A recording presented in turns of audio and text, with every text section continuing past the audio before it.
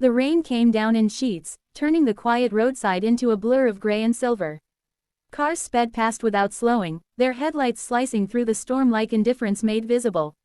Daniel Reyes tightened his grip on the steering wheel, squinting through the windshield. He was already late. Late picking up his daughter from his neighbor, late getting home to cook dinner, late to a life that never seemed to give him enough time. Then he saw her. A motorcycle leaned awkwardly on the shoulder, its front wheel twisted at an odd angle. Beside it stood a woman, drenched from head to toe, her black helmet tucked under one arm. She waved at passing cars, but none stopped. Daniel hesitated. He shouldn't stop. He really shouldn't. He had responsibilities. A 5-year-old waiting for him. Bills stacked on the kitchen counter. A life that didn't have room for detours. But something about the way she stood, stubborn, but clearly stranded, made him sigh and pull over. He rolled down the window. "You okay?" She stepped closer, rain dripping from her hair. Even soaked and exhausted, there was something striking about her. Sharp eyes, steady posture, the kind of presence that didn't ask for attention but commanded it anyway. "My bike broke down," she said. "I think the axle's damaged. I've been trying to get help for an hour." Daniel glanced at the bike, then at the road. "Yeah, that's not something you fix roadside." "I figured," she said, forcing a small smile. "Tow trucks won't come out this far in this weather." Daniel rubbed the back of his neck. This was exactly the kind of complication he didn't need. But then he thought of Sophia, his daughter, who always asked why some people helped and others didn't. He opened the door. "All right, let's see what we can do." The woman blinked, surprised. "You don't have to." "Yeah, I do," he said simply. They pushed the bike together toward a small, abandoned gas station a few meters away, its canopy offering minimal shelter. Daniel popped the hood of his old pickup, grabbed a toolkit, and crouched beside the motorcycle. "What's your name?" he asked. She hesitated for just a fraction of a second. "Lena." "Daniel." For the next 20 minutes, the rain softened into a drizzle as Daniel worked. Lena watched him quietly, arms crossed, studying him with an intensity that felt unusual. "You do this for a living?" she asked. He shook his head. "Used to. Mechanic shop closed a couple years ago. Now I just fix things when I have to." "What do you do now?" "Warehouse supervisor." He shrugged. "Not glamorous, but it pays, mostly." Lena nodded slowly. "And you still stopped." Daniel glanced up at her. "What? You're clearly busy. You didn't have to help me." He wiped his hands on a rag. "Someone would have stopped eventually." She looked back at the empty road. "No," she said quietly. "They wouldn't have." Daniel didn't respond. Instead, he focused on tightening a bolt. After a few more minutes, he sat back. "It's not perfect," he said. "But it should get you to the next town. There's a proper repair shop there." Lena crouched beside him, inspecting the bike. "You fixed this, in the rain." He smiled faintly. "I've done worse." She studied him again, really studied him this time. "Why?" Daniel frowned. "Why what? Why help me?" He paused, then shrugged. "Because someone should." The simplicity of his answer seemed to hit her harder than anything else. For a moment, she looked like she might say something more, but instead, she just nodded. "Thank you, Daniel." He stood up. "No problem." He checked his watch and cursed under his breath. "I've got to go." Lena tilted her head. "Family. My daughter," he said, already heading back to his truck.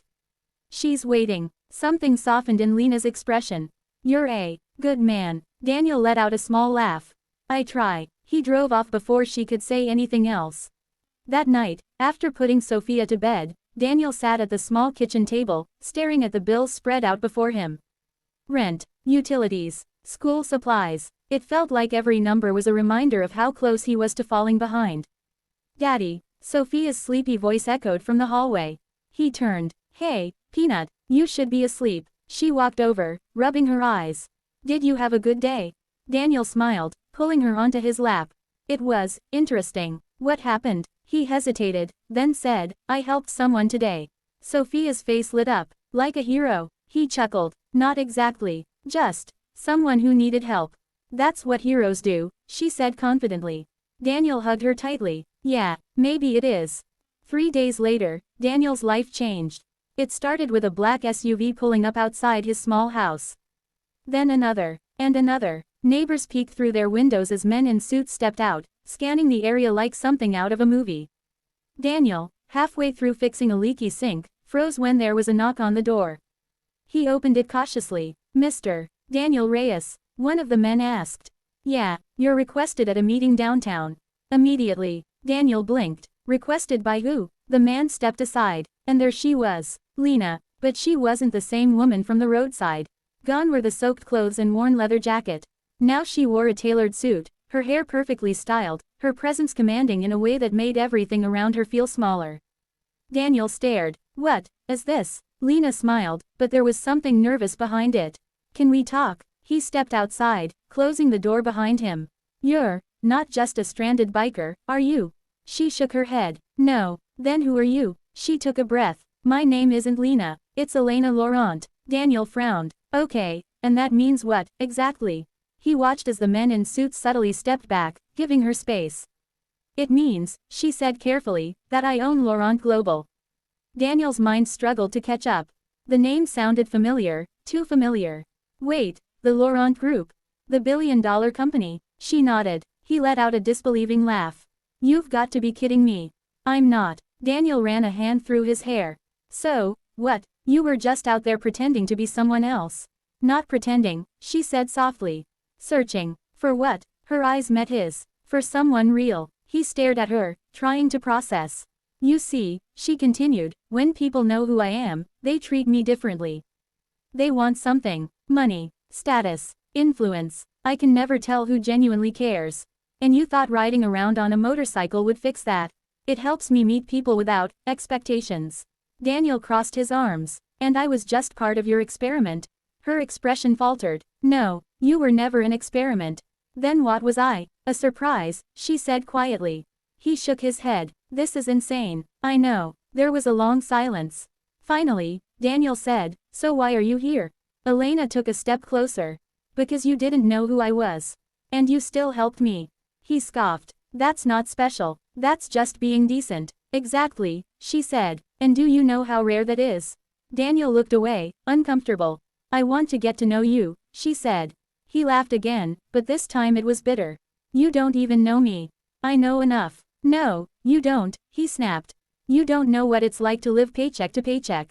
To worry about your kid every single day. To wonder if you're one bad month away from losing everything. Elena didn't flinch. Then let me learn. He shook his head. Why? Because I think you're worth knowing. Daniel hesitated. Then he thought of Sophia. Of the life he was trying to build for her. Of the risks he couldn't afford to take. You and me, he said, we're from completely different worlds. Elena nodded. Yes, it won't work. Maybe not, she admitted. But shouldn't we at least find out? Daniel looked at her, really looked at her. Beneath the polished exterior, he saw the same woman from the roadside. The one who had stood in the rain, waiting, hoping someone would stop. Why me? He asked quietly. Elena smiled faintly. Because you stopped. What followed wasn't easy. Their worlds clashed in ways neither of them expected. Daniel struggled to feel comfortable in Elena's world of boardrooms and luxury. Elena struggled to understand the quiet sacrifices that defined Daniel's life. But through it all, one thing remained constant, the honesty between them. She met Sophia, who instantly adored her.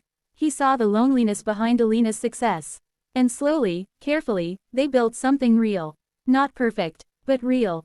Months later, Daniel stood in the same spot where he had first seen her, on that quiet roadside. Only this time, the sky was clear. Elena stood beside him, holding his hand. Funny how everything started here, she said. Daniel smiled. Yeah, I almost didn't stop. She looked at him. But you did. He squeezed her hand. Best decision I ever made. Elena leaned her head against his shoulder. Mine too. And in that moment, neither of them were defined by money, or struggle, or the worlds they came from. Just two people, who found each other, because one of them chose to stop.